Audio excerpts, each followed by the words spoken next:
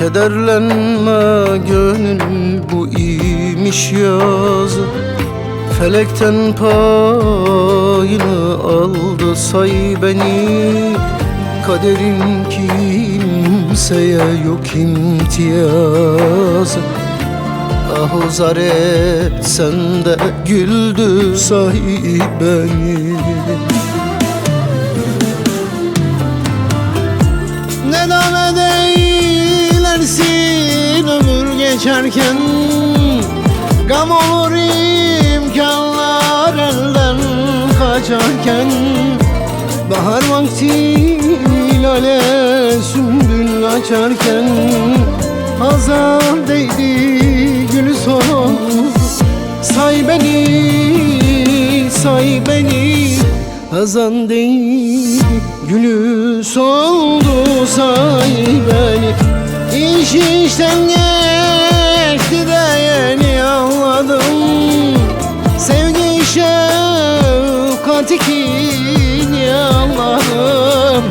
Canan anladım, canı anladım. Bilmediğim varsa bildi say beni, say beni. Bilmediğim varsa bildi say beni.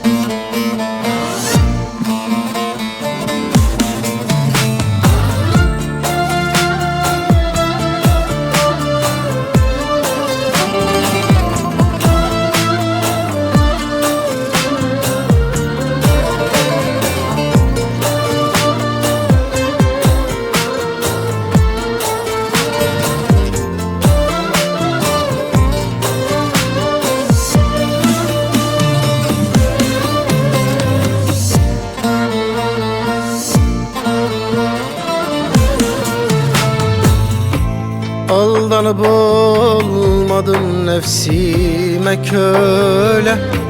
Minnet eylemedim yediyat eyle. Sebep ne ola ki düştüm hale. Murad yarda kaldı say beni. Ne dame değilersin ömür geçerken. Gam olur imkanlar elden kaçarken. Bahar vakti lale sümbül açarken. Hazan değdi gülü soldu say beni, say beni. Hazan değdi gülü soldu say beni. İş işten geçti de yeni anladım.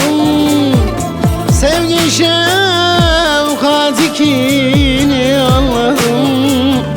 Canan anladım, canı anladım. Bilmediğim varsa bildi say beni, say beni. Bilmediğim varsa bildi say